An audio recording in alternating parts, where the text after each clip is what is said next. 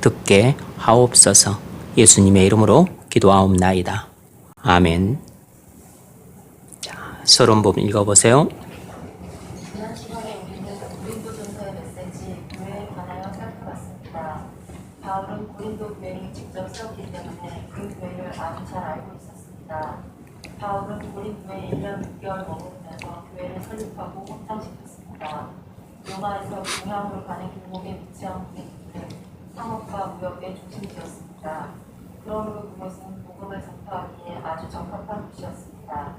고린도전서는 고린도 교인들의 편지에 대한 바울의 답장 형식으로 쓰여졌습니다. 바울은 후반부에서 고린도 교인들이 자신에게 물었던 문제들을 아주 상세히 다루고 있습니다. 고린도전서는 고린도 교회의 실제 상황 때문에 쓰여졌습니다. 바울은 고린도 교인들에게 교회에 대해 가르치기 위해서 편지를 쓰고 있습니다. 특히 바울은 교회의 특징이 무엇이고 왜 이 특징들이 교회를 지배해야 하는지를 다루고 있습니다. 오늘 우리는 계속해서 고린도전서의 메시지 교회에 관하여 공부하겠습니다. 네. 고린도전서는 여러 가지 이야기들을 갖고 있기 때문에 서신서들 중에서도 비교적 재미있게 읽힐 수 있는 서신입니다. 또 다양한 문제들을 다루고 있기 때문에 우리는 고린도전서를 통해서 많은 교훈을 받을 수 있습니다. 자, 첫 번째 문제 읽어보세요. 고린도는 1장부터 11장까지 읽으시고 교회는 어떤 모습이어야 합니까? 교회는 어떤 특징을 갖고 있습니까? 네. 고린도 교회가 안고 있는 문제점들을 통해서 고린도전서가 기록한 내용들을 토대로 해서 교회의 특징을 살펴보려고 하는 것입니다. 고린도전서에 나타난 교회의 특징은 세 가지였습니다. 첫 번째는 교회는 거룩해야 한다라는 것이었습니다. 두 번째는 교회는 연합해야 된다. 엄밀하게 말하면 교회는 연합을 지켜야 된다. 그렇게 말할 수 있죠. 세 번째는 교회는 사랑해야 된다라는 것이었습니다. 실제로 교회는 어떻게 연합을 해야 되는가? 그것은 교인들이 서로 사랑함으로써만 연합을 지킬 수 있다 그랬습니다. 연합은 성령께서 하시는 일이고 성령께서 이루신 연합을 지키는 것은 우리가 서로 사랑함으로 해야 되는 일입니다. 사랑으로 서로 용납함으로 성령이 평안에 미는 줄로 하나 되게 하신 것을 힘써 지키라 그랬습니다. 사랑으로 용납함으로 성령이 평안에 미는 줄로 하나 되게 하신 것을 힘써 지키라. 자, 두 번째 문제 읽어보세요. 8장부터 14장까지에서 바울은 성도가 교회에서 무엇을 하든 다른 성도들을 사랑함으로 교회에 한다는 사실을 가르치고 있습니다. 이러한 사실이 각 장마다 어떻게 나타나고 있습니까? 네. 8장부터 14장까지는 하나의 주제를 다루고 있다고 말할 수 있습니다.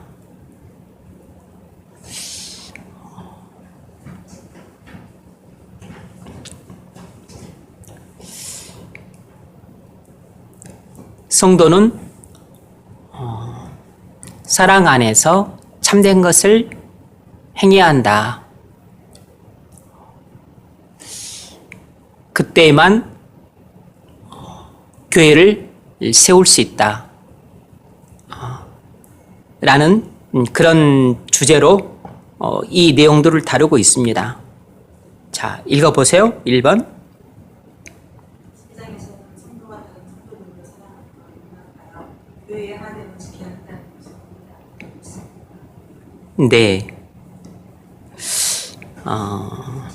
12장에서는 성도가 다른 성도들을 사랑함으로 용납하여 교회의 하나됨을 어떻게 지켜야 되는가 하는 것을 어떻게 나타내는가? 12장은 은사장으로 알려져 있습니다. 성도는 자신의 은사로 다른 지체들을 사랑으로 섬겨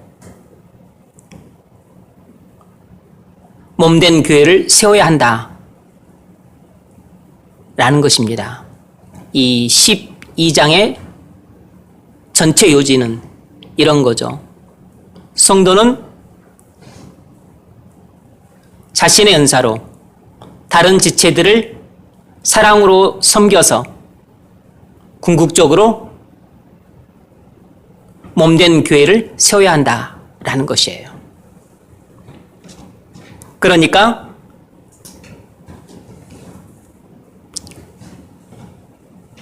(12장에서는) 교회 하나됨을 어떻게 지키라고 말을 하는가?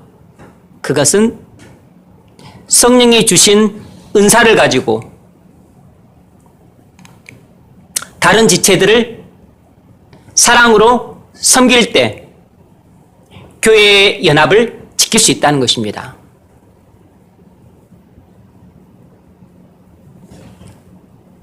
우리가 받은 은사를 가지고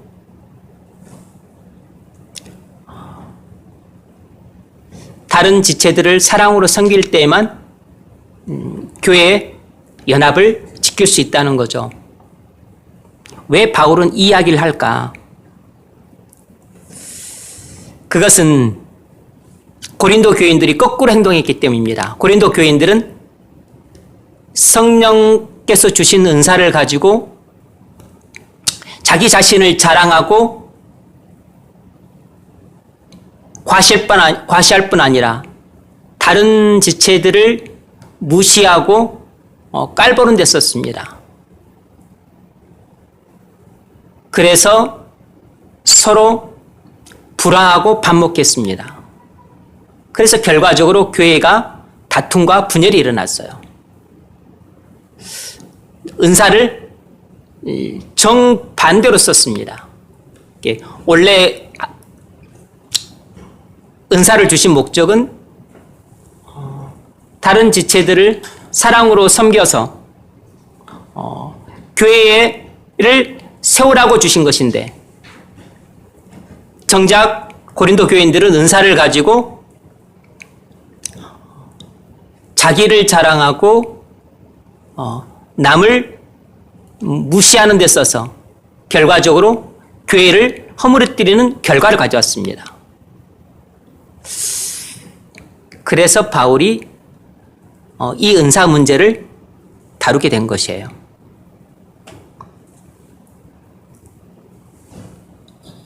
읽어보세요. 고린도전서. 제가 그걸 다 지워버렸나? 그 12장 4절로 31절 그건 지금 그거 써놨죠? 네. 고린도전서 12장 일단 4절부터 읽어보십시오. 4절부터 6절까지 읽어보세요. 은사는 여러 가지나 성령은 같고 직분은 여러 가지나 주는 같으며 또 사역은 여러 가지나 모든 것을 모든 사람 가운데서 이루시는 하나님 같으니. 네. 은사, 직분, 사역 이 세 가지를 언급하고 있습니다. 이 세 가지는 동일 연장선상에 있죠. 은사의 다양성과 통일성을 이야기하고 있고, 직분의 다양성과 통일성을 이야기하고 있고, 사역의 다양성과 통일성을 이야기하고 있습니다. 그러니까 모든 성도들은 각자 받은 은사를 따라서 각자 다른 직분을 맡아 각자 다른 사역을 하게 된다는 것입니다. 그런데 은사는 성령께서 주시고, 직분은 예수님이 주시고, 그리고 사역은 하나님이 명하신 일을 하게 되는 것이에요.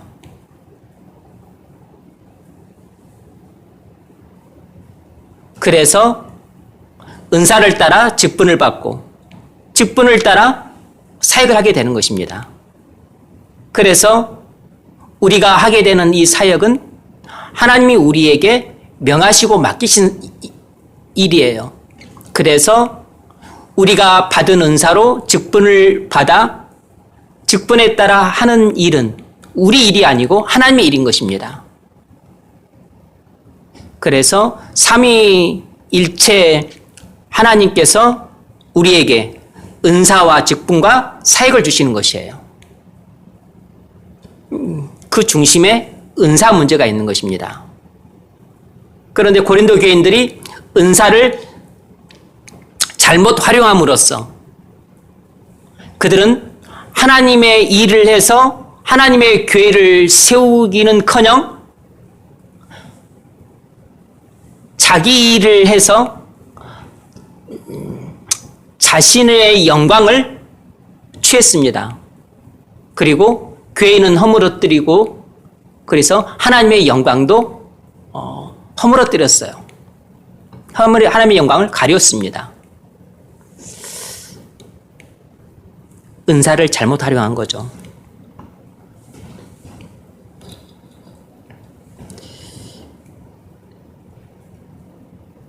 여러분, 우리는 성령이 주신 은사를 주님 주신 직분을 맡아서 하나님이 명하신 일을 수행을 합니다.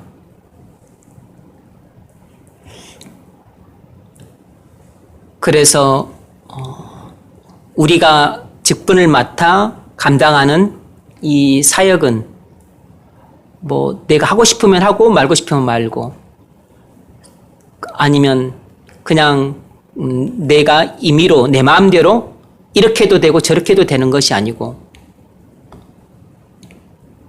우리가 간단하게 생각하는 것과는 달리 은사 자체를 성령께서 주신 것이에요. 그리고 직분도 교회가 막무가내로 준 것이 아니고 교회가 임명을 하지만 그러나 직분은 주님이 주시는 것입니다. 그리고서 일은 성부 하나님이 명하신 일을 하는 것이에요. 그러므로 이 은사를 따라 직분을 받아서 하는 우리의 사역을 가볍게 여기시면 안 돼요. 이것은 삼위일체 하나님의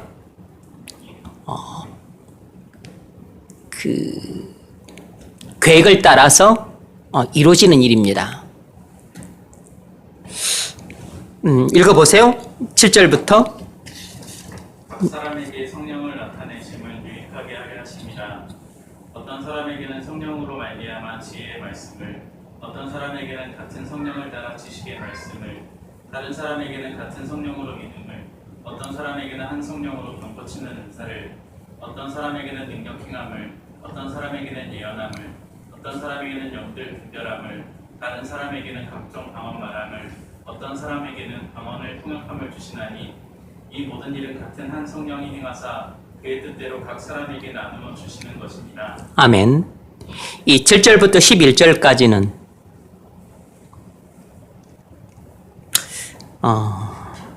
성령의 9가지 은사를 기록해 놨어요. 뭘 알 수 있죠? 크게 3가지를 알 수 있는데 첫 번째는 성령의 은사는 하나님의 뜻대로 각 사람에게 분배된다는 것입니다. 하나님의 뜻대로 각 사람에게 분배된다는 것이에요. 그러므로 우리가 각자 다른 은사들을 받았습니다. 그러므로 우리는 우리가 받은 은사에 대해서 내가 원하는 은사가 아닐지라도 불만을 품으면 안 되고 감사해야 됩니다. 그리고 다른 사람이 받은 은사에 대해서 시기하지도 말아야 돼요. 시기한다는 것은 부러워한다는 뜻입니다. 이것은 삼위 하나님의 계획을 따라 우리에게 주신 귀한 은사들이에요. 그래서 내게 이 은사를 주신 하나님의 선하시고 기뻐하시고 온전하신 뜻이 무엇인지 분별할 줄 알아야 됩니다. 그래야만 내게 이런 은사를 주신 하나님의 기쁘신 뜻이 있구나 생각하면서 찬양함으로 이 은사를 따라 내가 받은 직분을 가지고 내게 맡기신 사역을 감사함으로 그리고 적극적으로 자원해서 수행할 수 있어요. 이렇게 감사하는 마음으로 그리고 기쁜 마음으로 은사를 받아서 그 일을 수행하는 때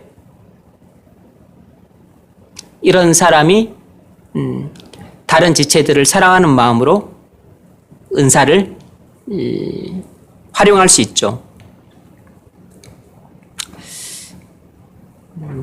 두 번째로 알 수 있는 것은 은사의 활용은 사랑의 동기에서 출발해야 한다는 것입니다. 그게 7절에 잘 나와 있어요. 그래서 이 두 번째 문단에서는 7절과 11절이 중요한 구절입니다. 각 사람에게 성령을 나타내심은 유익하게 하려 하심이라. 이 말은 각 사람에게 성령의 은사를 주신 것은, 여기는 모든 사람을 유익하게 하려 하심이라, 이렇게 번역을 하면 좋아요. 뉴 킹제임스 버전에는 그렇게 나와 있습니다. 모든 사람을 유익하게 하려 하심이라. 그것은 교회의 모든 지체를 유익하게 하려 하심이라, 이런 뜻인 거죠.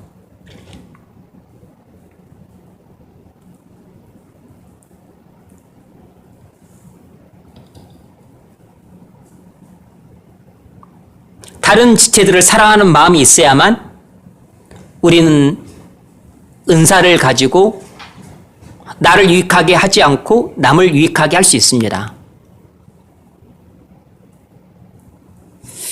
실제로 우리 몸의 지체들은 자기를 유익하게 하지 않고 다른 지체들을 유익하게 합니다. 예를 들면 내가 볼이 가려워서 이렇게 가려우면 손으로 이렇게 만지는데, 손으로 이렇게 만지는 것은 볼을 위한 것이지 내 손을 위한 것이 아니에요. 그러니까 내 볼을 위해서 손이 수고를 하는 것입니다.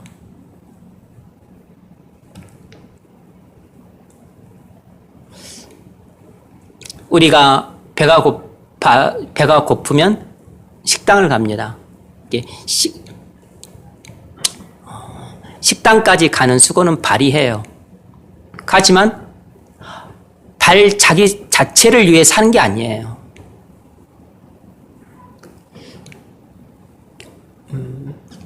특정한 지체를 위해서 한다고 볼 수는 없지만 몸 전체를 위해서 하는 것입니다. 거기서 밥을 떠서 먹는 것은 손이 해요. 그런데 그 일을 손이 하지만 자기 자신을 위해서 하는 것은 아니에요. 입을 위해서 하는 것입니다. 입이 씹지만 씹는 것은 또 자기 자신을 위해서 하는 건 아니라고, 위를 위해서 하는 것입니다. 위는 소화를 시켜요. 그래서 영양분들을 모든 지체에게 보냅니다. 소화를 시키는 그 소화 활동을 자기 자신을 위해서 하는 게 아니고 다른 모든 지체들을 위해서 하는 것입니다. 그리고 영양소가 혈액에 들어가게 되면 영양분과 산소를 또 이렇게 보내는 일을 심장이 해요. 심장이 그 수고는 하지만 다른 지체들을 위해서 다 보내는 것입니다. 머리부터 발끝까지. 이것은 본능적으로 이루어지는 거죠. 그런데 이것이 교회와 지체의 관계에서도 마찬가지예요. 이처럼 우리도 다른 지체들을 사랑함으로 우리 은사를 우리 유익을 위해서 쓰지 않고 다른 지체들의 유익을 위해서 써야만 몸된 교회 전체를 건강하게 세워갈 수 있는 것입니다. 만일 내가 내 오른손과 왼손이 오른손은 오른손만을 위해서, 왼손은 왼손만을 위해서, 눈은 자기 눈만을 위해서 쓰려고 하면, 그래서 어떤 한 지체가 절대로 오른손은 눈이나 몸이나 다리나 어떤 것을 위해서 일하려고 하지 않아. 눈도 뭐 자기만을 위해서 하려고 하지 다른 지체를 위해서 하려고 하잖아. 그러면 우리 몸은 머지않아 이제 연약한 지체부터 먼저 시들고 죽기 시작하면서 나중에는 우리 몸 전체가 괴사해 버릴 겁니다. 내가 밥을 떠서 먹는데 내 손이 먹는 것이 아니고 내 입이 먹어. 입이 먹는 것을 오른손이 내가 굳이 그렇게 나 수고 못하겠다. 그러면 또 입은 내가 씹는 것이 나를 위해서인 거냐. 위를 위해서 내가 씹어주지. 그렇게 다른 지체를 섬기기를 거부하면 결과적으로 몸 전체가 죽으면서 결국은 자기 자신도 죽게 되는 것입니다.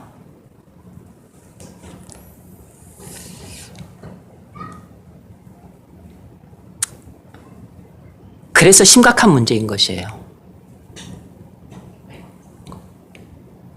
몸의 지체가 다른 지체를 사랑하는 마음이 없으면 섬기기를 거부해요. 근데 이것이 고린도 교회에서 일어난 일입니다. 이 각 성도들이 다른 지체들을 사랑하지 않기 때문에 하나님이 주신 은사를 가지고 다른 지체들을 섬기기를 거부해.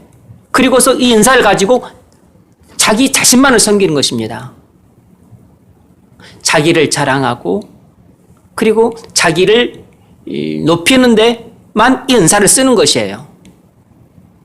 그리고 다른 사람과는 싸우고 그리고 불화만 일으키고 그러니까 서로 모든 지체가 으르렁거리면서 싸우면서 고린도 교회라는 이 몸이 병들어갔던 겁니다.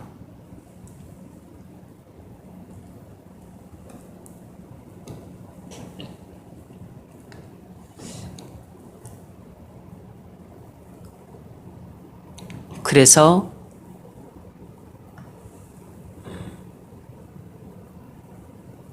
은사를 가진 성도가 사랑하는 마음으로 다른 지체를 섬겨야만 교회에 덕을 세울 수가 있어요. 그래서 세 번째로 알 수 있는 것은 바로 그럴 때만 교회에 덕을 세울 수 있다는 것입니다.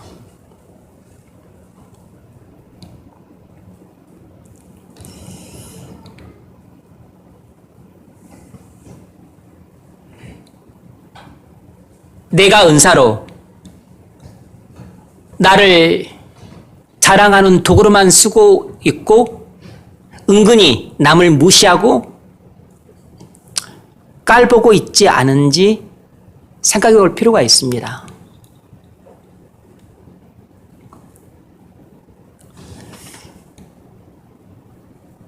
특히 우리가 젊었을 때 또 신앙이 많이 나이가 연소하고 아직 신앙의 경륜이 짧을 때 우리가 그런 과오를 많이 저지릅니다. 나이 먹었다고 해서 그런 과오가 없는 건 아니지만 자기의 이 특별한 은사가 남들에게는 더더욱이나 없고 그래서 이걸 가지고 나를 돋보이게 하고 싶은 그런 유혹에 많이 사로잡혀요. 말을 잘하는 사람들은 말을 잘하는 것으로, 똑똑한 사람들은 똑똑함으로, 그리고 노래를 잘 부르는 사람은 노래를 잘 부르는 것으로, 그리고 요리를 잘하는 사람 요리를 잘하는 것으로, 피아노를 잘 치는 사람 피아노를 잘 치는 것으로.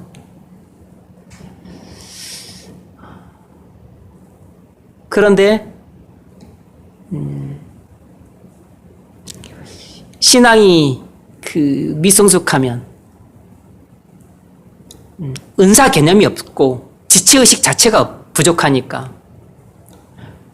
내게 있는 은사를 가지고 나를 높이는 데 쓰는 것입니다. 그리고 그걸 당연하다 생각하는 것이에요. 이런 기회에 이걸 가지고 나를 높이지 않으면 언제 높이랴. 이런 걸 가지고 나를 피하를 하고 그리고 또 나를 한번 좀 자랑도 좀 해주고 해야 내 주가도 오르고 뭐 이런 인간적인 생각에 사로잡히기가 쉬워요. 하나님이 은사를 주신 목적 자체를 잘 모르는 것입니다. 왜냐하면 잘 배우지도 않고 그리고 본인 스스로가 그걸 깨닫지도 못하니까. 그래서 마치 내가 받은 은사를 내가 잘나서 갖고 있는 양 오해를 할 때가 많아요. 그래서 고린도 교회만 이 지경인 게 아니고 오늘날 교회에도 많은 교인들이 하나님이 자신에게 왜 은사를 주셨는지 이유를 모르고 은사를 주신 목적을 망각하기 때문에 은사를 가지고 자기를 드러내는 데 쓰고 그리고 남과 은근히 비교하면서 남을 깔아뭉개는데 쓸 때가 되게 많습니다. 그렇게 되면 교회를 허물어뜨리게 돼요. 그런데 내가 그러고 있는지 안 그러고 있는지 어떻게 하는가?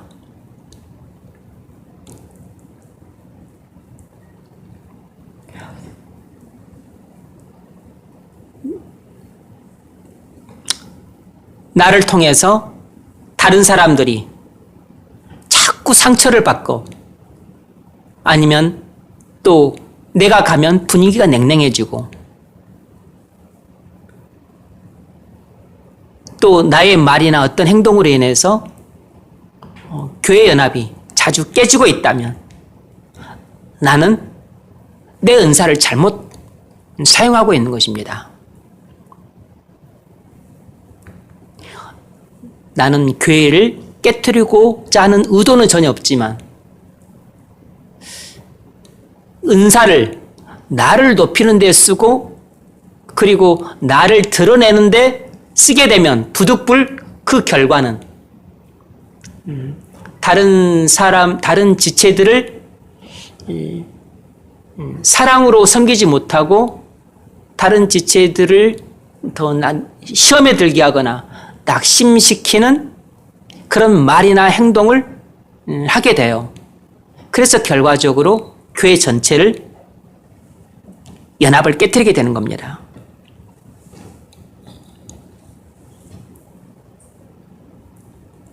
만일 내가 은사로 다른 지체들을 유익하게 하고 교회에 덕을 세우고 있다면 은사를 올바르게 활용하고 있는 거죠.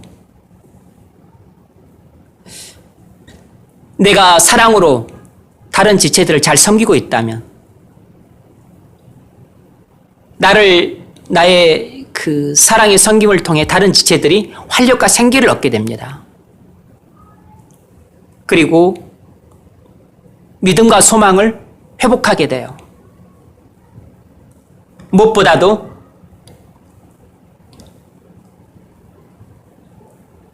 나의 섬김을 통해서 다른 지체들이 관계들이 회복이 됩니다.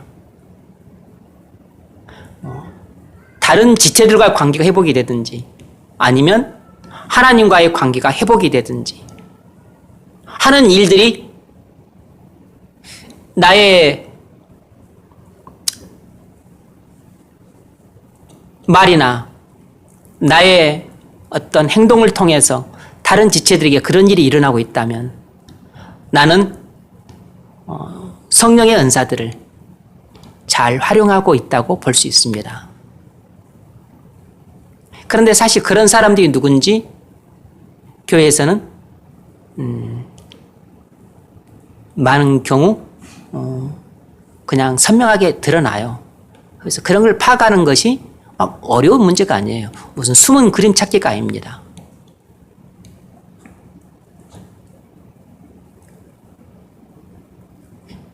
교회에 성숙한 사람들보다는 미숙하거나 연약한 자들이 훨씬 많기 때문에 은사를 10분 활용해서 특별히 연약한 지체들을 세우고 그리고 도움이 필요한 지체들에게 적시에 적절한 도움을 줌으로써 지체들을 세워서 교회를 건강하게 하는 일들을 하는 사람이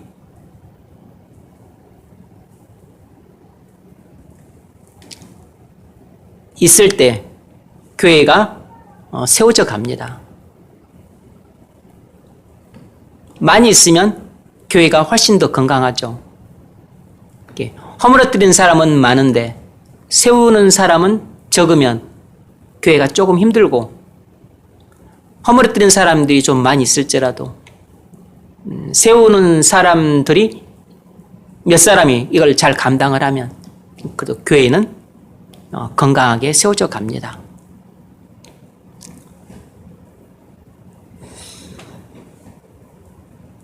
자, 읽어보세요. 12절부터 27절까지.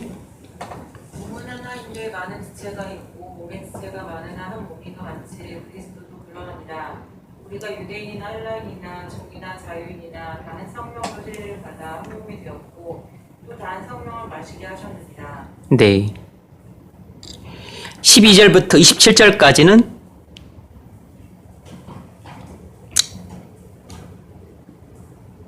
교회 지체들의 유의적 관계를 설명하고 있어요. 그러니까 지금 사도 바울은 고린도 교인들이 교회와 지체의 관계에 대해서 너무 무지하기 때문에 교회와 지체의 그 관계에 대해서 알기 쉽게 비유로 설명해 주고 있어요. 그래서 교회와 지체의 관계를 몸과 지체의 관계로 비유해서 설명합니다. 우리 몸과 지체의 관계, 우리 몸과 머리와 이 지체의 관계를 그리스도와 그의 몸된 교회와 교회에 붙은 지체의 관계로, 거꾸로 말했네. 그리스도와 그의 몸된 교회와 그의 지체의 관계를 우리 머리와 몸과 지체의 관계로 비유해서 설명을 하고 있어요.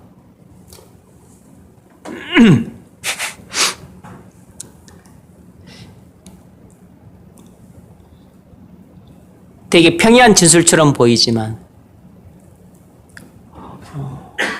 교회와 지체의 관계를 이해하는 데 있어서 아주 결정적인 본문입니다. 그리고 실제로 교회를 수십 년 동안 다녀도 많은 성도들이 교회와 지체의 관계를 잘 몰라요. 너무 모릅니다. 그리고 몇 번 배워서 들은 적이 있어도 대부분 다 잊어먹고 살아요. 다 잊어먹고 삽니다. 읽어보세요.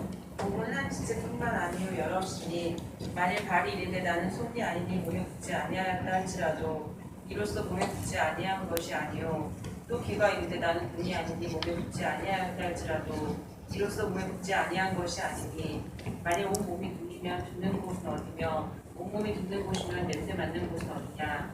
그러나 이제 하나님이 그 원하시는 대로 지체를 각각 몸에 주셨으니 만일 다 한 지체뿐이면 몸은 어디냐. 이제 지체는 많으나 몸은 하나라. 눈이 손들어 내가 너를 쓸 데가 없다 하거나 또한 머리가 발들어 내가 너를 쓸 데가 없다 하지 못하리라. 그뿐 아니라 더 약하게 보이는 몸의 지체가 돌려 유린하고 우리가 몸에 덜 귀히 여기는 것들을 더 귀한 것들로 입혀주며 우리 아름답지 못한 지체는 더 아름다운 것을 얻느니라. 그런즉 우리의 아름다운 지체는 그럴 필요가 없느니라. 오직 하나님이 몸을 고르게 하여 부족한 지체에게 기침함을 더하사 몸 가운데서 분쟁이 없고 오직 여러 지체가 서로 같이 돌보게 하셨느니라. 만일 한 지체가 고통을 받으면 모든 지체가 함께 고통을 받고 한 지체가 영광을 얻으면 모든 지체가 함께 즐거워하느니라. 너희는 그리스도의 몸이요 지체의 각 부분이라. 아멘. 그리스도는 머리고 교회는 그의 몸이고 성도는 그의 몸된 교회에 붙은 여러 지체들이라는 것입니다. 12절, 몸은 하나인데 많은 지체가 있고, 그러니까 교회와 많은 성도의 관계가 몸과 지체의 관계라는 것이에요. 그래서 25절을 보면 여러 지체가 서로 돌보게 하셨다 그랬습니다. 이 말은 그런데 너희는 어찌 서로 물고 뜯고 싸우냐 이런 책망인 거죠.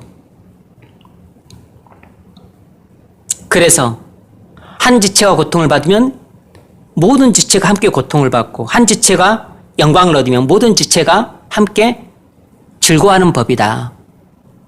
그런데 너희는 이 교회와 지체의 관계가 몸과 지체의 관계와 똑같은데 어떻게 해서 너희에게는 이런 것이 없느냐? 지금 너희가 교회의 지체들이고 그리고 너희들이 서로 생명이 유기적으로 연결되어 있는 지체라는 사실을 너희는 잊고 있다. 다시 말해서 바울은 고린도 교인들에게 너희는 지체의식을 상실했다 라고 꾸짖고 있는 것입니다. 성도는 그리스도 안에서 한 몸이라는 지체의식을 반드시 갖고 있어야 됩니다. 그래서 저가 병들면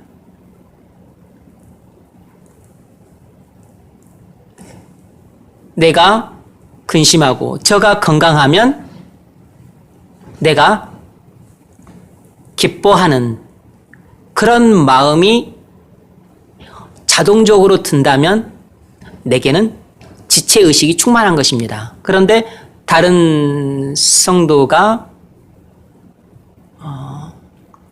영적으로 기갈되어 있는데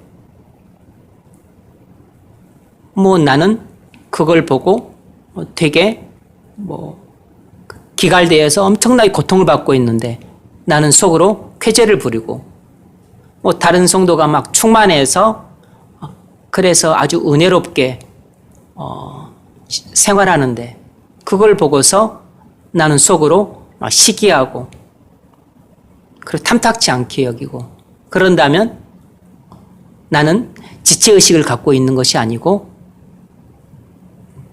완전히 인간적이고 세속적인 마인드를 갖고 있는 사람인 것이에요. 지체의식을 갖고 있다는 것은 다른 지체와 마음을 똑같이 한다는 뜻입니다. 다른 지체가 고통당하면 나도 고통을 느끼고 다른 지체가 슬퍼하면 나도 슬픔을 같이 느끼는 거죠. 그런데 고린도 교회에는 바로 이 지체의식이 결여되어 있었습니다.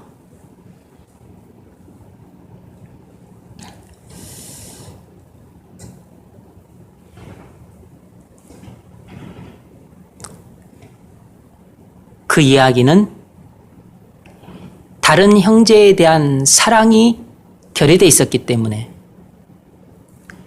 각자가 전부 자신이 받은 은사를 가지고 자기를 유익하게 하는 데만 썼지 다른 지체들을 유익하게 하는 데 쓰지를 않았어요.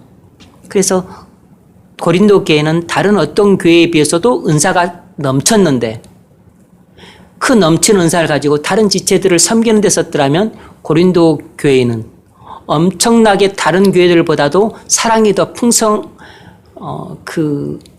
기쁨이 더 풍성하게 일어났을 것이고 그리고 부흥도 더 크게 일어났을 것이고 그리고 엄청나게 그 교회는 은혜도 충만하고 그리고 되게 건강했을 것이에요. 그런데 어떤 교회에 비해서도 받은 은사들이 차고도 넘칠 정도로 풍성했지만 그걸 전부 자기 자신들을 위해서 대부분 썼기 때문에 그리고 그걸 가지고 남들을 무시하고 깔보는 데 썼기 때문에 정반대로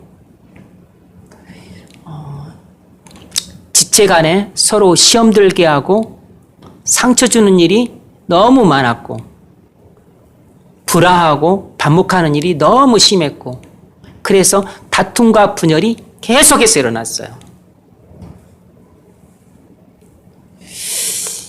기가 막힌 일이 일어난 것입니다.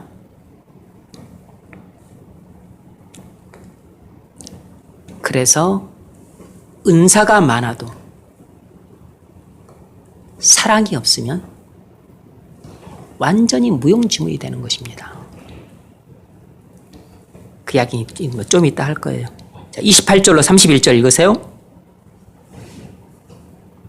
하나님이 교회 중에 며칠 세우셨으니 첫째는 사도요, 둘째는 선지자요, 셋째는 교사요, 그 다음은 능력을 행하는 자요, 그 다음은 못 고치는 은사와 서로 돕는 것과 다스리는 것과 각종 병언을 말하는 것이라. 다 사도이겠느냐, 다 선지자이겠느냐, 다 교사이겠느냐, 다 능력을 행하는 자이겠느냐, 다 병 고치는 은사를 가진 자이겠느냐, 다 방언을 말하는 자이겠느냐, 다 통역하는 자이겠느냐. 너희는 더욱 큰 은사를 사모하라. 내가 또한 가장 좋은 기회를 너희에게 보이리라. 아멘. 바울은 31절에서 사실상 원래는 장이 나눠지지 않았기 때문에 13장 1절을 계속해서 이어지는 거죠. 바울은 지금 뭔가를 고린도 교인들에게 아주 중요한 이야기를 하고 싶은 것입니다. 너희는 더 큰 은사를 사모하라. 내가 또한 가장 좋은 길을 너에게 보이리라.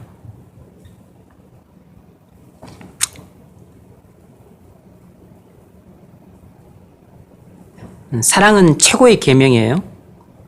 사랑은 모든 성도에게 주어진 보편적인 은사로서 누구든지 실천할 수 있습니다. 사랑은 보편적인 은사고 또 사랑은 보편적인 덕이에요. 그래서 성도라면 누구든지 이 은사를 받고 이런 덕을 갖고 있어요. 그래서 누구든지 다 실천할 수 있습니다. 적용 질문 읽어보세요. 여러분은 그동안 성령의 은사들을 가지고 자기를 사랑하고 다른 지체들을 무시하여 낚시시켜서 교회의 불화와 반목을 가져옴으로써 교회를 혼합되는 교회를 가져왔습니다. 아니면 여러분은 은사들을 다른 지체들의 연합함을 받아주고 그들의 은사를 잘 발휘할 수 있도록 그들을 사랑하는 성도인들 사용하여 지체들을 세우고 교회의 덕을 시켜가고 있습니다. 우리가 신앙이 은사들을 좀 남다른 은사들을 가졌다 할지라도 신앙이 많이 미숙할 때는 그걸 가지고 이렇게 낮은 자리에서 사랑으로 다른 지체들을 섬겨서 그들이 지체로서의 역할들을 잘 감당할 수 있도록 뒤에서 보이지 않게 도와주고 그렇게 해서 많은 지체들이 세워져 감으로써 교회가 건강해 가는 것을 그렇게 속으로 기뻐하는 그렇게 속 깊은 사람이 되면 좋으련만 우리가 신앙이 미숙할 때는 그러지를 못해요.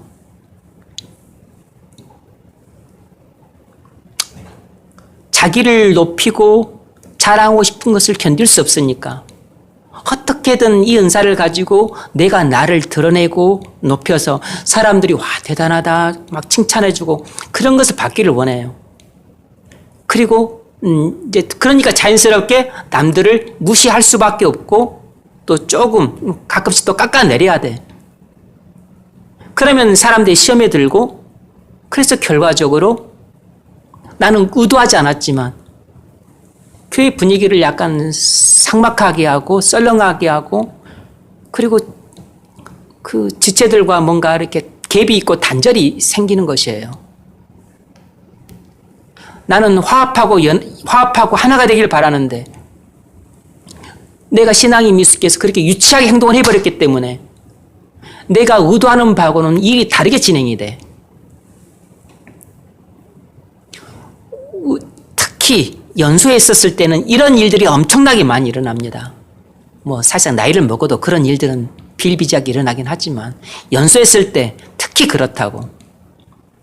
신앙의 경륜이 짧고 연수하게 되면 신앙이 특히 미숙한 상태에서 아무리 좋은 은사를 받았다 할지라도 우리의 마인드 자체가 너무 유치하기 때문에 그걸 가지고 다른 지체들을 섬겨야 되는데 신앙이 미숙하니까 그럴 정도의 사랑이 없어요. 사랑이라고 하는 것은 자기 사랑밖에 없지 이웃에 대한 사랑이 없다고. 형제애가 없어. 형제애가 너무 부족하고 자기애는 너무 강하니까 한두 번 정도는 뭐 형제를 섬기고 돕기도 하지만 그러나 많은 경우는 자기를 사랑하니까 자기를 세우는 데 쓰는 것입니다. 그래서 다른 사람들과의 관계가 깨지고 그리고 시험에 들게 하고 그래서 전체적으로 분위기가 뭔가 조금 이렇게 불화가 일어나고 반목이 많이 일어나는 경우들이 발생을 해요. 이렇게 불화와 반목과 그리고 뭔가 이렇게 그 지체 간의 연합보다는 깨짐과 단절이 있다면은 이건 우리가 은사가 없기 때문이 아니고 받은 은사를 사랑이 없어서 그것을 잘못 활용하고 있기 때문에 일어난 결과들이에요. 제가 청년 시절에 청년부에 그런 모습들이 좀 있었어요. 물론 이제 뭐 저도 거기에 주범 가운데 하나이긴 하지만 그래서 과거 청년 시절을 돌아보면 그런 부분들이 너무 아쉬워요. 내가 좀 더 성숙했더라면 그렇게 유치하게 행동을 하지 않았을 텐데.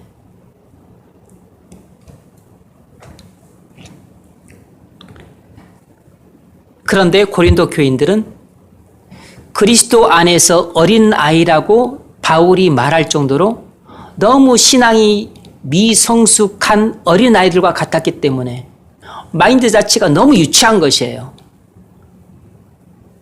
그래서 은사를 가지고 다른 지체들을 사랑으로 섬겼더라면 교회가 잘 세워졌을 텐데 오히려 자기를 사랑함으로 자기를 세우고 형제를 사랑하지 않았기 때문에 형제는 깎아내리고 무너뜨려서 결과적으로 교회가 허물어지고 있었던 겁니다. 은사가 없어서 허물어지는 게 아니고 사랑이 없어서 허물어졌던 것이에요. 두 번째 문제 읽어보십시오. 사도 바울은 8장부터 12장까지에서 다루던 내용들을 토대로 13장에서 하나의 결론을 도출하고 있습니다. 바울은 13장에서 어떤 결론을 도출하고 있습니까? 네. 8장부터 14장까지 하나의 주제를 다루고 있다 그랬는데 바울은 8, 9, 10, 11, 12 이 5장을 에서 여러 가지 내용들을 다뤘어요. 그것을 토대로 해서 13장이 하나의 결론을 도출하고 있습니다. 13장에서 어떤 결론을 도출하고 있는가? 그것은 교회의 연합을 지키는 데 있어서 가장 중요한 것은 사랑이라는 것입니다. 교회의 연합을 지키는 데 있어서 가장 중요한 것은 사랑이다 라는 결론을 도출하고 있어요. 문제 읽어보세요. 왜 바울은 본문에서 13장에서 사랑의 주제를 집중적으로 다루고 있습니까? 네. 왜 바울은 13장에서 이 사랑의 주제를 집중적으로 다루고 있는가? 그것은 고린도 교인들의 근본적인 문제가 사랑이 없었다는 데 있었기 때문입니다. 고린도 교인들의 근본적인 문제는 지식이 없거나 은사가 없거나 돈이 없었다는 데 있었던 게 아니고 사랑이 결여되어 있었다는 데 있었어요.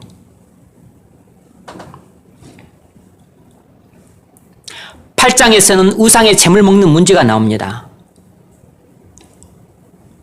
고린도 교인들은 지식은 있었지만 사랑이 없었기 때문에 연약한 자들을 실족해 했습니다. 우상의 잼을 먹는 문제의 중심이 뭐죠? 중심에 뭐가 있죠? 사랑이 있어요.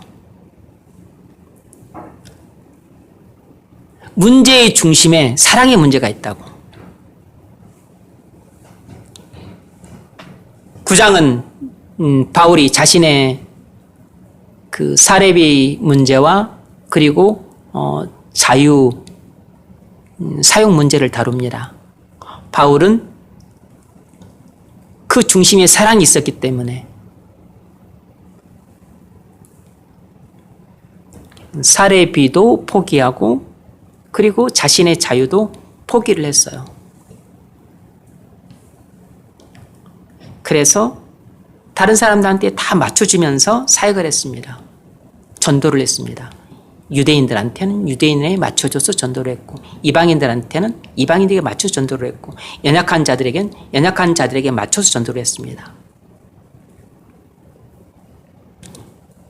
문제의 중심은 사랑이에요. 10장에서도 고린도 교인들은 사랑이 없었기 때문에 다른 사람에게 유익이 안 되고 교회에 덕이 안 돼도 자신이 할 수 있는 합법적인 권리를 갖고 있으면 다 했습니다.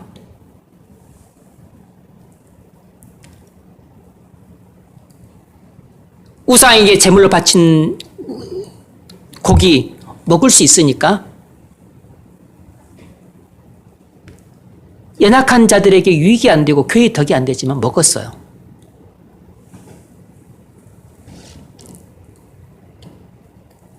그래서 바울이 제발 너희는 자기 유익을 구하지 말고 남의 유익을 구하라 이렇게 말하지 않을 수 없었던 겁니다. 11장에서는 성만찬 문제가 나와요.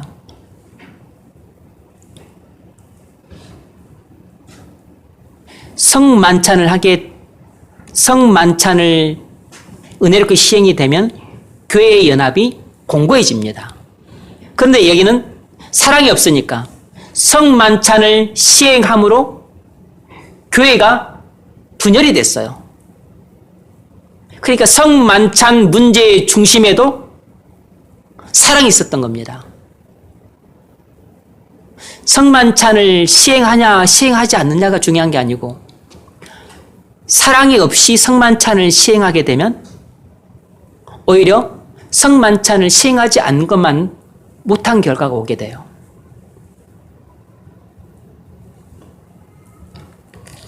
(12장은) 은사의 문제예요. 사랑이 없으니까 많은 은사를 받았어도 교회에 분쟁이 일어났습니다. 만일 그들에게 사랑이 있었다면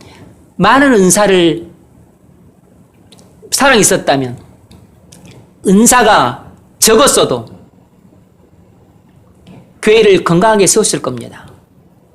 많은 은사를 있었다면 그들은 교회를 더욱더 건강하게 세울 수 있었을 것이에요. 그런데 사랑이 없으니까 많은 은사를 가지고 교회를 더욱더 파괴시켰습니다. 그러니까 여러분, 우리 중심에 사랑이 없으면 우리에게 어떤 은사나 덕을 갖고 있어도 그 모든 것을 다 악용할 수 있어요. 그래서 교회를 파괴시키게 됩니다. 우리 중심에 사랑이 없으면 우리 손에 있는 모든 도구가 다른 사람을 해하는 도구가 되고 교회를 파괴시키는 도구가 됩니다. 얼마나 무서운 일인지 몰라요. 그래서 은사 문제의 중심에도 사랑이 있습니다. 그래서 바울은 고린도 교인들의 문제의 중심에는 사랑의 결여가 있다고 판단해서 그래서 13장에서 결론적으로 사랑을 주제로 집중적으로 다루고 있어요.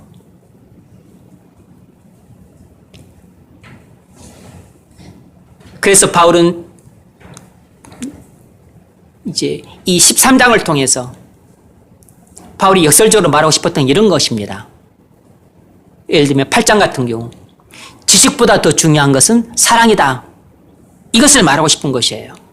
물론 지식이 필요하지만 사랑이 없는 지식은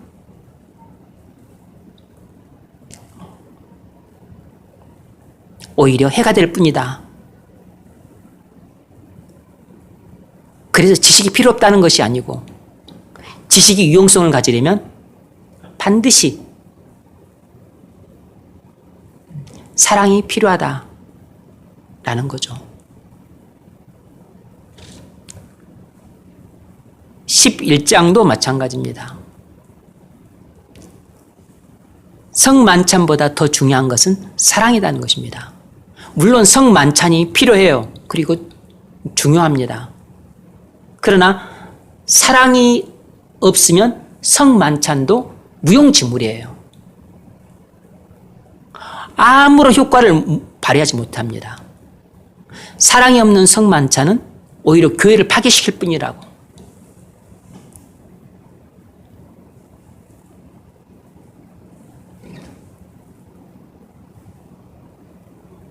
(12장에서는) 은사 문제였습니다. 많은 은사들보다 더 중요한 것은 사랑이다. 이 이야기를 바울은 결론적으로 하고 싶었던 것이에요. 은사들이 필요하지만 내가 은사를 많이 갖고 있을지라도 내 중심에 사랑이 없으면 이 은사는 다른 사람들을 상처 주는 도구, 실족시키는 도구가 되고 결과적으로 교회를 허물어뜨리는 강력한 도구가 될 뿐이에요.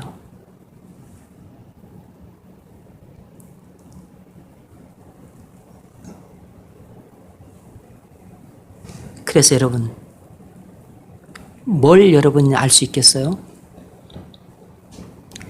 그래서 바울은 이 13장, 이 1절로 3절에서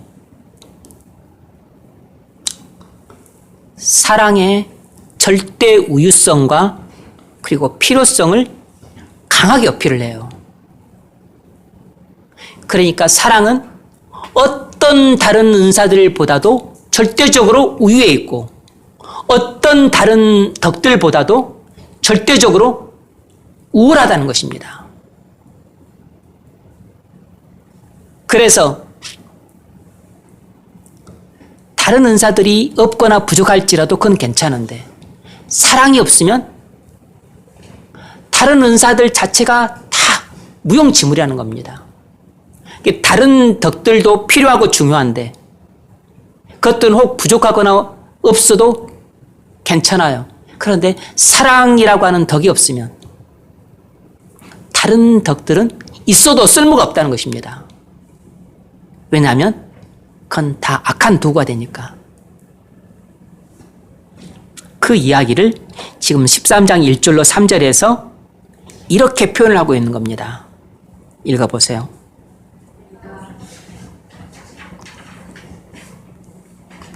읽으세요.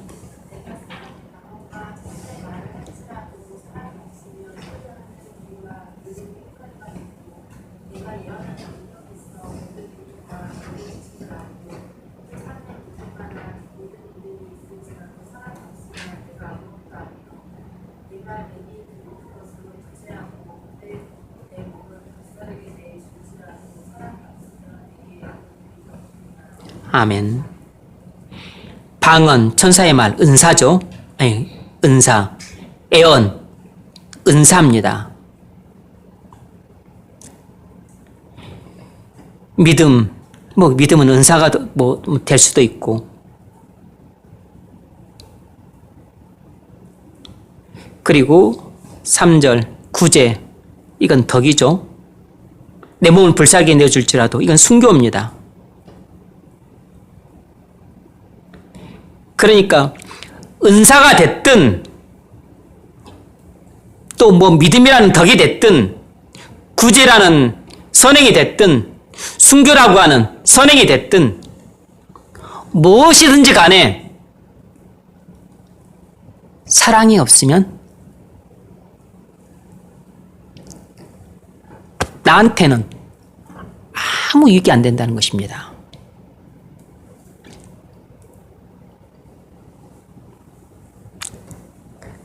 그래서 다른 말도 필요하지만 여기서 여러분이 꼭 기억할 것은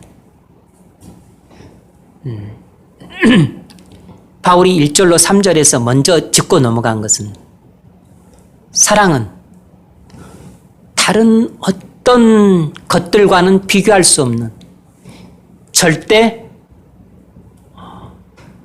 우유성을 가지고 있다. 이 사실이에요. 그래서 다른 어떤 것들보다 사랑은 절대적으로 필요하다는 것입니다.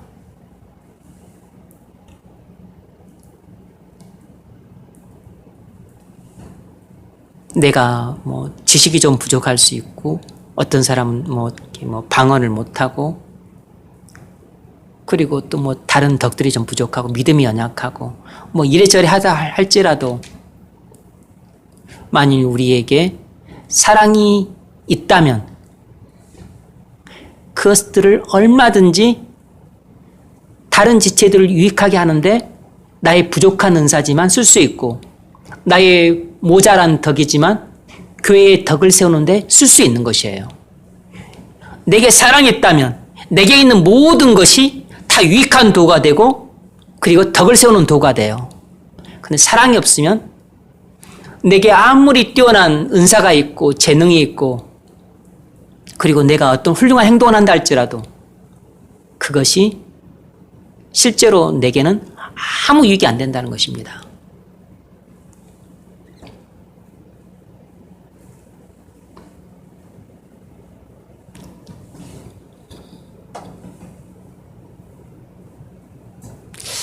우리는 남을 돕거나 봉사를 할지라도 사랑 없이 할 수 있습니다. 그래도 남들에게 칭찬받을 수 있고 그리고 남들한테 또 실제로 도움은 줄 수 있어요.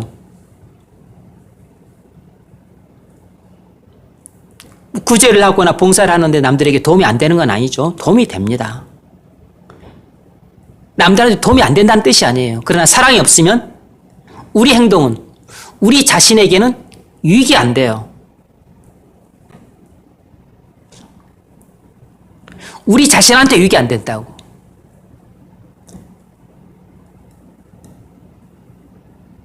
그리고 겉으로는 남들한테 도움은 되지만 실질적으로 남들한테도 큰 유익은 안 됩니다. 근데 적용을 잘 해야 돼요. 이 말은 사랑이 없으면 선행도 하지 말고 봉사도 하지 말고 구제도 하지 말라. 이렇게 적용을 하면 안 되는 거죠. 그렇게 적용을 하면 망하는 적용입니다. 그런 뜻이 아니라 선행이나 봉사도 중요하지만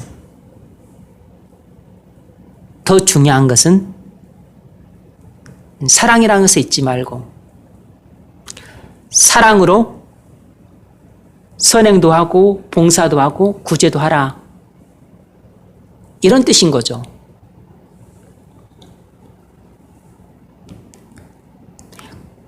구제하면 좋고 선행하면 좋고 봉사하면 된다. 이렇게만 이해하면 안 되고 반드시 구제든 선행이든 봉사든 내 중심에 사랑으로 구제하고 선행하고 봉사를 해야 이것이 남들한테도 유익이 되고 내게도 유익이 되고 그리고 동시에 교회의 덕도 세울 수 있고 그리고 머리 대신 그리스도께는 또 영광이 될 수 있다. 이것입니다. 그런데 사랑이 없이 내가 구제나 봉사나 선행을 하게 되면 원천적으로 내게는 아무 유익이 없고 그리고 다른 사람들한테도 유익이 될 때도 있지만 오히려 상처를 주거나 시험 들게 하기도 하고 그래서 궁극적으로 교회에 덕을 세우기는 어렵다고. 그리고 머리 대신 그리스도께 영광이 안 된다는 것입니다. 그래서 구제나 봉사나 선행 이것들이 다 귀한 것들이고 필요하고 중요하지만 그러나 이것들보다 원천적으로 더 중요한 것은 사랑이라는 것입니다. 자, 4절로 7절 읽어보세요. 4절로 7절은 사랑의 실천적 특성이 나와 있습니다. 그리스도인의 사랑의 특성에 대해서 나와 있어요. 일반적 사랑의 특성이 아닙니다. 그리스도인의 사랑의 특성에 대해서 나와 있어요. 그 그리스도인의 사랑의 특성이 뭐냐면 한마디로 말하면 실천적이라는 것이에요. 세상이 말하는 사랑의 특성과 완전히 달라요. 세상이 말하는 사랑의 특성은 대단히 인본주의적입니다. 그런데 그리스도인의 사랑의 특성은 아주 실천적이에요. 여기는 사랑의 중요한 특성 15가지를 구체적으로 언급을 했습니다. 사랑의 신앙적 의미를 아름답게 서정적으로 묘사를 하고 있어요. 읽어보세요. 7절까지.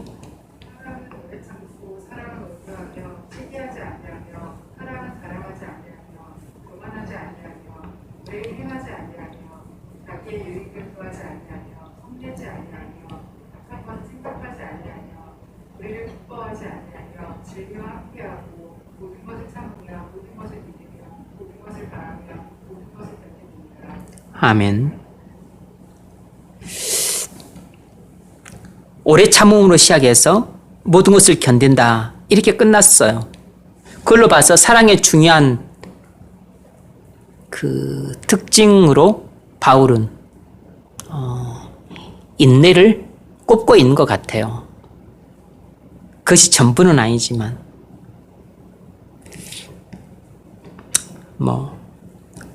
네.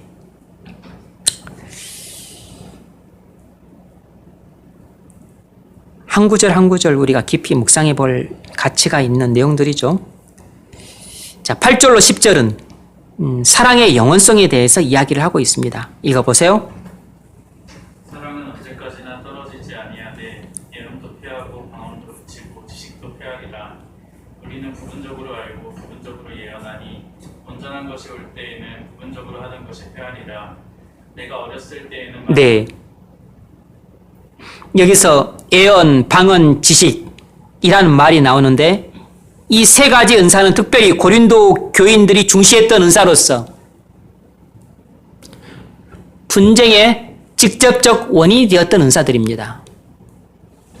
이들은 구변의 은사를 높이 평가했기 때문에 방언, 예언, 지식의 은사 이 세 가지를 아주 높이 평가했어요. 근데 바울은 이것을 콕 집어가지고 이것들도 장차 다 패해진다 라고 말함으로써 은사들은 일시적인 것이라는 것을 강조합니다. 뭘 말하고 싶은 걸까요? 그렇게 목숨 걸 만큼 중요한 것 아니라는 것입니다. 은사가 필요하고 중요한 것은 사실이지만 목숨 걸 만큼 중요한 것은 아니라는 것이에요. 읽으세요. 11절. 내가 어렸을 때에는 말하는 것이 어린아이와 같고 깨닫는 것이 어린아이와 같고 생각하는 것이 어린아이와 같다가 장성한 사람이 되어서는 어린아이의 일을 버렸노라. 우리가 지금은 거울로 보는 것 같이 희미하나 그때에는 얼굴과 얼굴을 대하여 볼 것이요 지금은 내가 부분적으로 아나 그때에는 주께서 나를 아신 것 같이 내가 온전히 알리라. 그런즉 믿음, 소망, 사랑 이 세 가지는 항상 있을 것인데 그 중에 제일은 사랑이라. 아멘. 그런즉 믿음, 소망, 사랑 이 세 가지는 항상 있을 것인데 그 중에 제일은 사랑이라. 왜 바울은 사랑을 가장 우월한 것으로 평가를 했죠? 그것은 하나님의 사랑이 모든 것의 출발점이기 때문입니다. 하나님의 사랑으로부터 인간의 믿음도 나오고 인간의 소망도 나온 것이에요.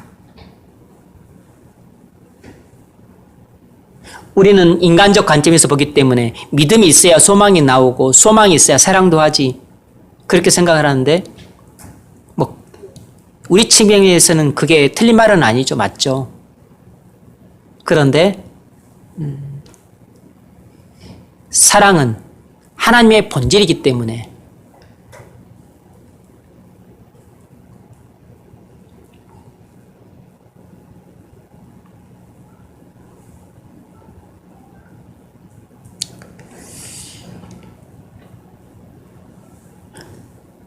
믿음이나 소망보다 훨씬 더 근원적인 것이에요. 하나님께서 사랑이시기 때문에 우리를 사랑하셔서 우리에게 믿음도 주시고 소망도 주신 것입니다. 요한일서 4장 8절 하나님은 사랑이심이라.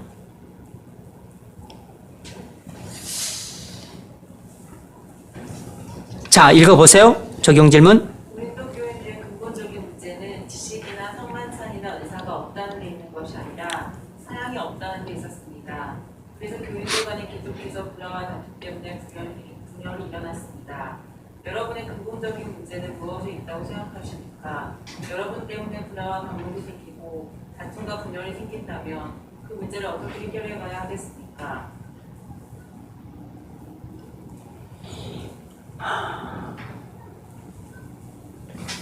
사랑이 우리 중심에 없다고 하는 것은 가벼운 문제가 아니고 좀 심각한 문제입니다. 왜냐하면 그것은 우리 신앙의 성숙함과 관련되어 있기 때문이에요. 사랑은 신앙의 성숙함에 비례합니다.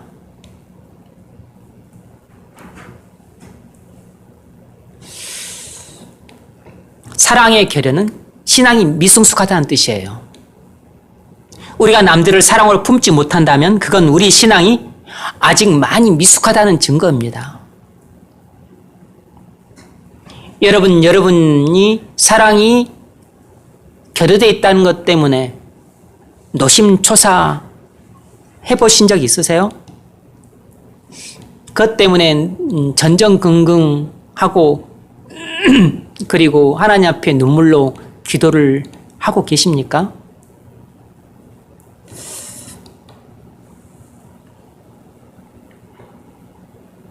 우리에게 사랑이 없으면 다른 많은 은사와 덕들을 갖고 있어도 남들을 유익하게 하지를 못하니까 교회를 세울 수가 없어요.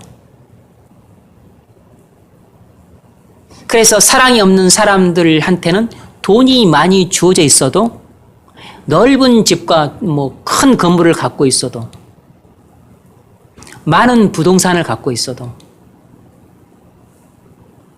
그런 것들을 가지고 다른 지체들을 유익하게 하지 못하고 그리고 교회에 덕을 세우지 못합니다.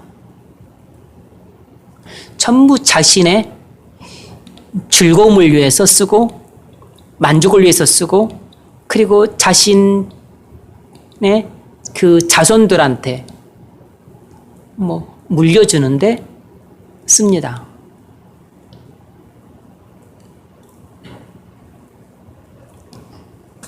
그래서 돈이 많냐, 쥐가 높냐, 은사가 많냐, 이 자체가 중요한 게 아니고 사랑이 많냐 적냐 이게 중요한 것입니다. 사랑이 많으면 돈이 적어도 사랑이 없는 돈 많이 가진 사람보다 훨씬 돈을 값어치 있게 써요.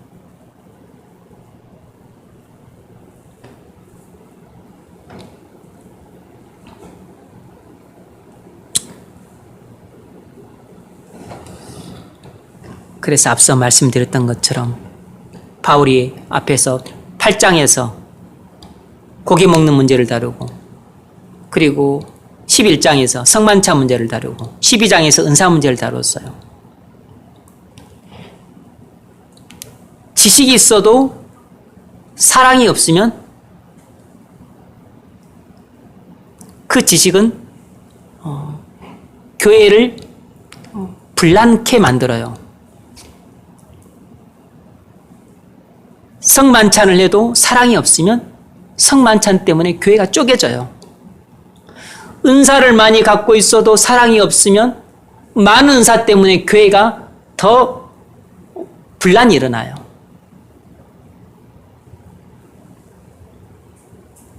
뭐가 중요하죠? 지식이 중요한 게 아니라 사랑이 더 중요한 것입니다. 지식보다 사랑이 더 중요하다고. 성만찬보다 사랑이 더 중요한 것입니다. 은사보다 사랑이 더 중요한 것이라고. 지식이나 성만찬이나 은사가 중요하지 않다는 것이 아니고 필요하지 않다는 것이 아니에요. 필요하고 중요하기도 하지만 사랑이 없으면 쓸모가 없다고. 다른 지체들을 유익하게 하지 못하고 교회에 덕을 세우지 못하기 때문에 오히려 다른 지체들을 실족해 하고 교회를 허물어뜨리는 악의 도가 되는 것입니다. 사랑이 없으면. 근데 사랑이 있으면 지식이 빈약해도 유익하게 쓸 수 있고, 가난해서 뭐 빵 손바닥만한 쪼가리로 이렇게 몇 사람이 있어 많은 데서 많은 사람이 성만찬을 초라하게 성만찬을 해도 얼마든지 은혜 넘치게 성만찬을 할 수 있고, 은사가 너무 빈약하고 초라해도 사랑이 많으면 그 은사를 아주 귀하게 써서 지체들을 세우고 교회를 건강하게 세우는데 쓸 수 있는 것입니다.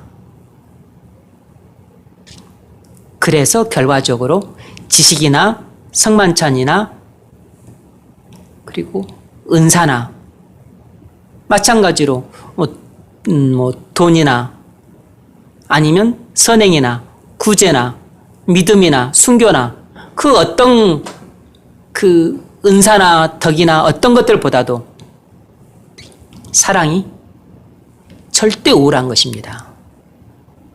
다른 것들은 좀 없어도 돼요. 부족해도 돼요.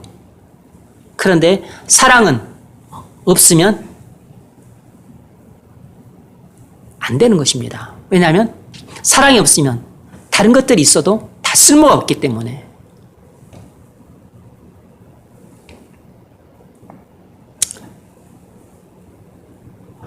왜 그렇게 사랑이 우월하고 그리고 사랑이 절대적으로 우월하고 왜 사랑이 그렇게 절대적으로 필요하죠? 그건 하나님이 사랑이시기 때문이에요. 다시 말하면 하나님의 율법의 정신이 사랑이기 때문입니다. 율법 자체가 사랑이라고. 그래서 사랑이 없다는 것은 하나님의 율법을 지킬 수 없다는 뜻입니다. 그래서 바울이 8장 맨 끝에서 결론을 내렸었죠. 그래서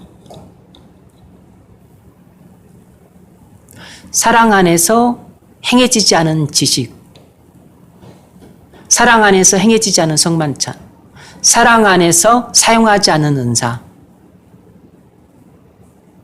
이것들은 진리가 아니에요. 그건 하나님의 계명을 저버린 행위들입니다. 그래서 그것은 곧 불신앙이고 불순종이라고.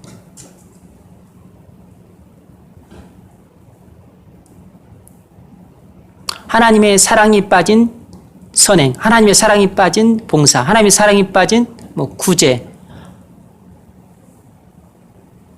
이런 것들은 껍데기만 순종한 것입니다. 형식적으로 순종한 것이에요.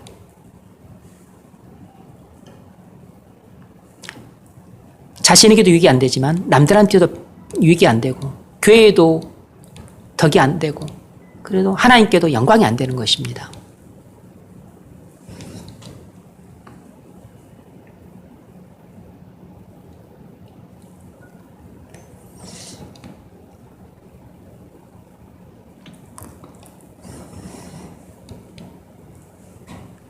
그래서 사랑은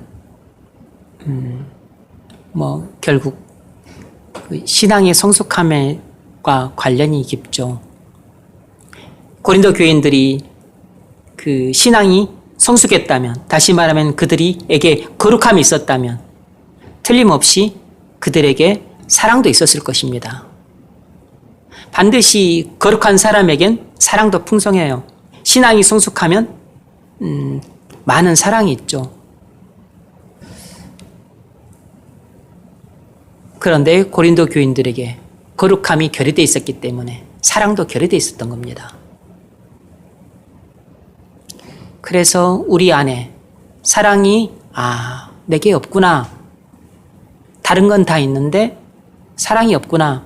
그러면 내가 거룩하지 못하구나. 신앙이 내가 미성숙하구나 라는 것을 깨달아야 됩니다. 그러니까 고린도 교인들의 근본적인 문제는 사랑의 문제였지만 또 다른 한편으로는 신앙의 미성숙함의 문제였어요. 여러분, 이것이 우리 문제 아닙니까?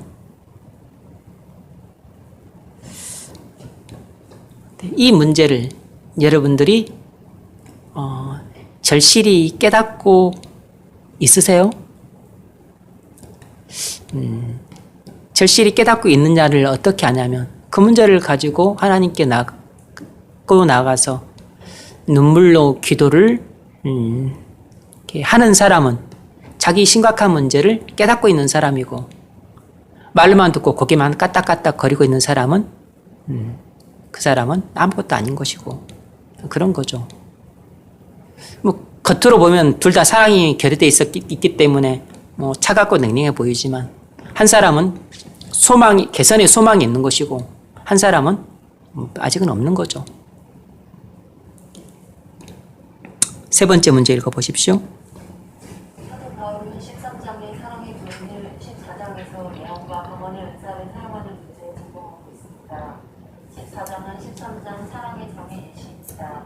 14장에서는 성도가 다른 성도들을 사랑으로 분단하여 교회 하나됨을 지켜야 한다는 것을 어떻게 나타내고 있습니까?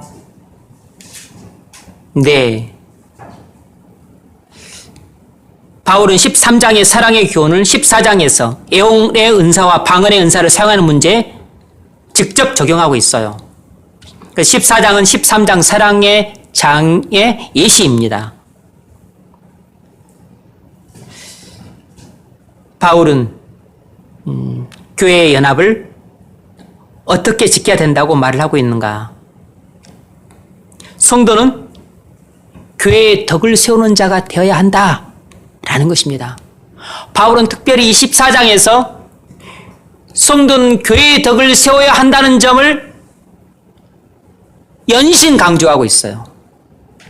교회의 덕을 세워야 한다는 말을 얼마나 많이 반복을 하고 있는지 모릅니다. 그래야만 교회 연합을 지킬 수 있다는 것입니다.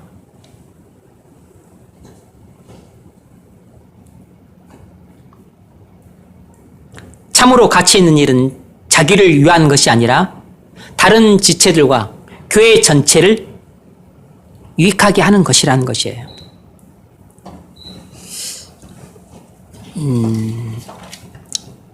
14장은 1절부터 25절까지 거의 써놨죠.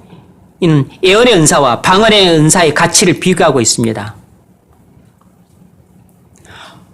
방언은 자기 덕을 위한 것이고, 예언은 교회의 덕을, 방언은 자기 덕을 세우는 것이고, 예언은 교회의 덕을 세우는 것이라는 것이에요. 그럼 벌써 가치가 비교가 되죠? 어떤 것이 더 중요해요? 당연히 예언의 은사가 방언의 은사보다 훨씬 더 중요한 것입니다. 26절로 40절은 공중예배 시 지켜야 될 질서에 대해서 이야기를 하고 있어요.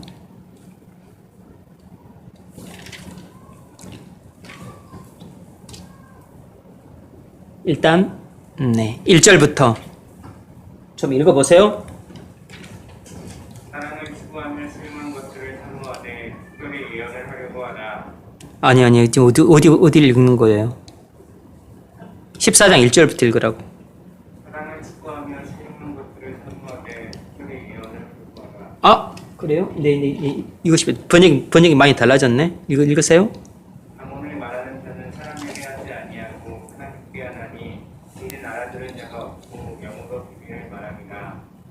그러나 예언하는 자는 사람에게 말하여 그걸 세우며 위안하며 위로하는 것이요, 방언을 말하는 자는 자기의 덕을 세우고 예언하는 자는 교회의 덕을 세우나니. 나는 너희가 다 방언 말하기를 원하나 특별히 예언하기를 원하노라. 만일 방언을 말하는 자가 통역하여 교회의 덕을 세우지 아니하면 예언하는 자만 못하니라. 그러나 형제들아, 내가 너에게 나아가서 방언으로 말하고 계시나 지식이나 예언이나 가르치는 것으로 말하지 아니하면 너에게 무엇이 유익하리요? 콩필이나 검과 같이 생명 없는 것이 소리를 낼 때에 그 음의 분별을 나타내지 아니하면 피리 부는 것인지 검못하는 것인지 어찌 알게 되리요? 네. 3, 4, 5절을 보면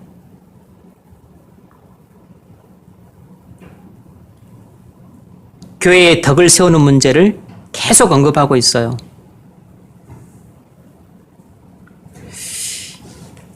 그리고 제가 적어놨죠. 12절 읽으세요. 그러므로 너희를 영적인 것을 사모하는 자인즉 교회의 덕을 세우기 위하여 그것이 풍성하기를 구하라. 아멘. 17절. 물론 감사를 잘하였으나 다만 다른 사람은 세우는지 아멘. 19절. 그러나 교회에서 내가 남을 가르치기 위하여 깨달은 마음으로 다섯 마디 말을 하는 것이 1만 마디 담아두고 말하는 것보다 나으니라. 아멘. 네. 26절.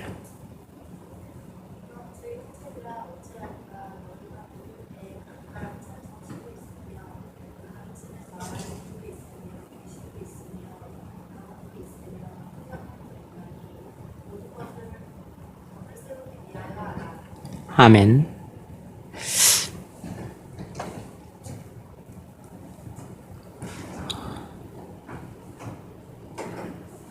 예언과 방언의 은사를 이야기하고 있는 것은 고린도 교인들이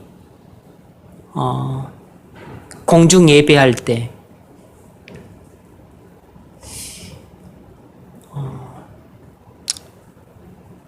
이 예언의 은사와 방언의 은사 때문에 너무 예배가 무질서해진 것입니다. 은사들을 받았지만 어떤 원리로 활용해야 되는지 잘 가르침을 받지 못했기 때문에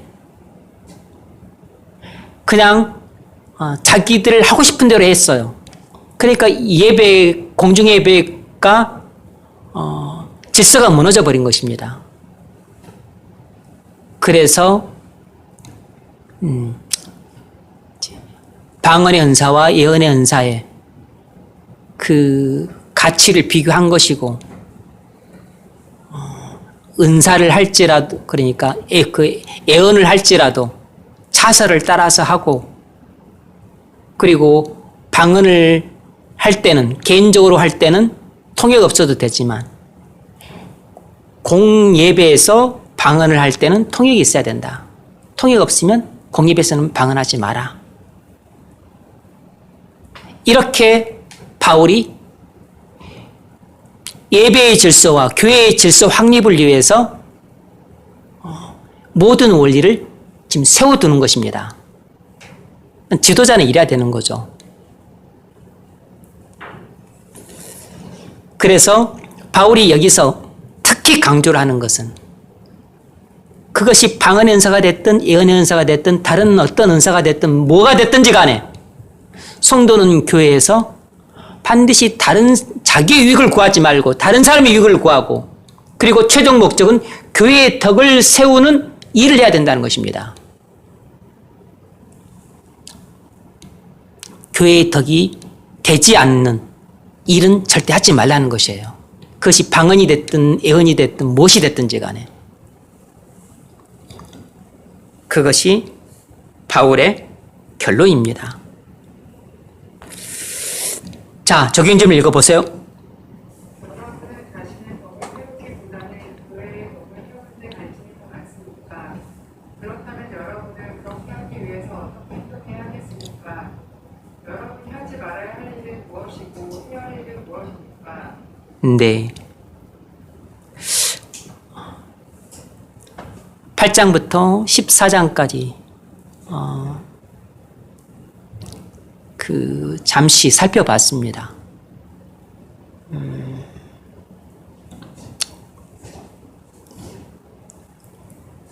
8장에서 고기 먹는 문제, 그리고 11장에서 성만차 문제, 그리고 12장에서 은사 문제, 그리고 물론 9장에서는 이제 사도 바울 자신의 자신뿐만 아니라 목회자의 그 사례의 문제, 그리고 자유 활용 문제, 이 것들을 예시를 드러났는데 이런 모든 예시 속에 그 공통적으로 나타난 그 교훈은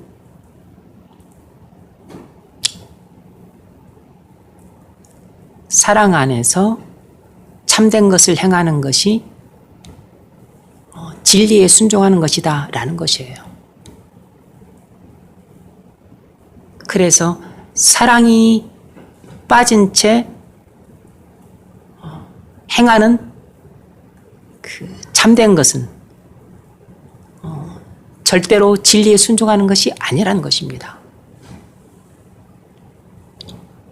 아니, 우상이 없다 그래서 우상에게 바친 제물을 먹었는데 그게 잘못입니까?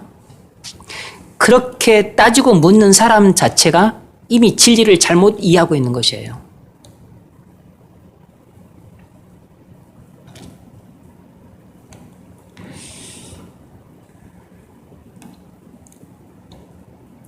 아니, 내가 내 것 가지고 와서 성만찬 하는데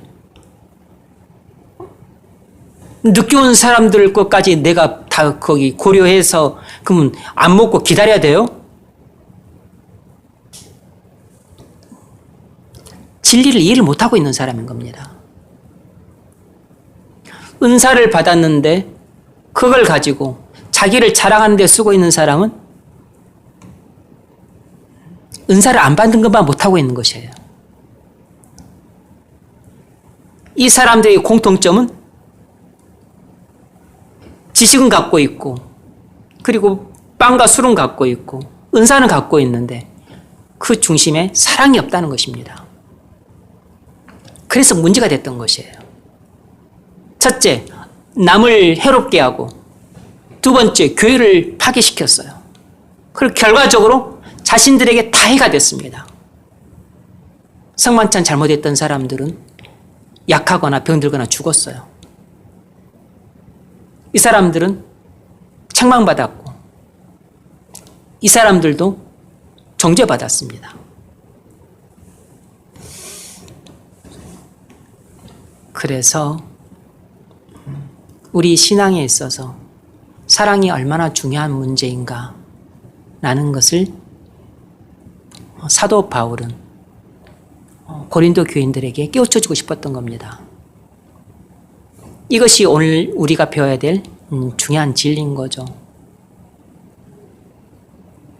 아무리 내가 믿음이 좋아도 또 아무리 내가 열심히 봉사를 하고 내가 아무리 또 기도를 많이 하는 사람이어도 내가 아무리 성경을 많이 읽는 사람이어도 내가 아무리 헌금을 많이 하는 사람이어도 아무리 주변에서 나를 이렇게 성품이 좋은 사람이라고 말을 해도 내게 그리스도 안에서 나오는 그런 진실한 사랑이 없다면 그것은 아무 쓸모가 없는 것들이라는 것입니다. 심지어는 내가 순교를 한다 할지라도 사랑이 없이 하는 순교는 그거 다 가짜라는 것입니다. 이건 엄청난 이야기예요. 사랑이 없이 하는 순교가 내게 아무 유익이 안 된다는 것입니다. 그래서 반드시 우리의 모든 말과 우리의 모든 행동은 반드시 사랑이라고 하는 이 울타리 안에서 행해져야 돼요. 그래서 사랑이 없는 마음으로 던지는 충고, 사랑이 없는 마음으로 하는 권면, 그거 다 도움이 안 된다는 것입니다. 그건 진리가 아니라는 것이죠. 진리에 순종하는 게 아니라는 것이에요. 그래서 올바른 신앙을 갖고 살아가기가 좀 쉽지 않은 것입니다. 아니, 이렇게 선행하고 구제하고 헌금하고 봉사하는 것, 그거 우리가 대부분 다 하는 것들이잖아요. 근데 문제는 그걸 사랑 안에서 선행하고, 사랑 안에서 봉사하고, 사랑 안에서 구제하고, 사랑 안에서 기도하고, 사랑 안에서 성경을 읽고, 사랑 안에서 또 모든 일들을 충고하고, 권면하고, 전도하고, 그것은 쉽지 않은 일이라고. 사랑 안에서 하지 않은 모든 일들은 그건 교회를 덕을 세우지 못한다니까요. 믿음으로 하지 않는 모든 것이 죄인 것처럼 사랑으로 하지 않는 모든 것은 다 껍데기 순종인 겁니다. 하나님께 영광이 안 되는 것이에요. 그러므로 우리의 모든 행함이 반드시 사랑 안에서 나오는 것이어야 돼요. 그래서 결론이 뭐냐면 사도 바울이 내린 결론이에요. 제가 내린 결론이 아니고 16장 14절 너희 모든 일을 사랑으로 행하라. 이것이 에베소서 그 4장 15절 말씀과 똑같은 것입니다. 로마서 14장에서도 바울은 그 이야기를 하고 있어요.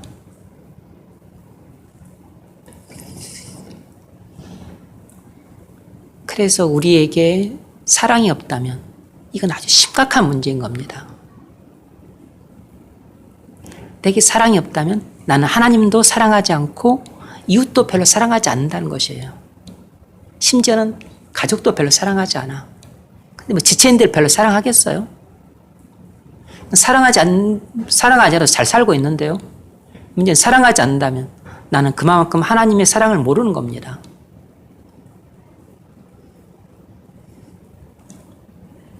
사랑이 없으면 교회를 세울 수가 없어요. 그래서 고린도 교인들의 문제가 곧 사랑의 문제였던 것처럼 우리의 근본적인 문제도 대부분 사랑의 문제입니다. 하나님께서 우리의 눈을 열어주셔서 우리가 얼마나 사랑이 메마른 사람인지 완전히 말라버린 저수지에 갈라진 거북등처럼 그렇게 사랑이 핍절되어 있는 상태라는 것을 우리의 눈을 떠서 보게 해주시기를 바랍니다. 그래서 하나님께 우리의 존재의 변화를 간구하면서 하나님이 우리 마음을 변화시켜 주지 않으시면 우리는 변화될 가능성이 없어요. 이건 뭐 사닥다리 타고 올라간다고 해서 얻는 게 아니니까. 그래서 하나님께서 변화되는 게 하나밖에 없습니다. 하나님의 사랑이 우리의 마음에 부어져야지만 비로소 하나님을 사랑할 수 있게 되고 하나님을 사랑하는 사람이 이웃도 사랑할 수 있게 돼요. 그러면 우리가 남들을 행복하게 해줄 뿐만 아니라 내가 행복해져요. 그러면서 하나님을 기쁘게 찬양할 수 있는 겁니다. 그래서 우리한테는 사랑이 없다는 것은 우리 존재가 이렇게 변변치 못하다는 뜻이에요. 그래서 우리에게는 존재의 변화가 필요한 겁니다. 그걸 변화시켜 줄 수 있는 분은 하나님밖에 없어요. 하나님의 사랑이 우리의 마음에 부어져야만 비로소 우리가 이런 실천적 특성을 가진 사랑을 행할 수가 있어요. 저나 여러분이나 그렇게 변화될 수 있기를 주의 이름으로 축원합니다. 축도하고 마칩니다.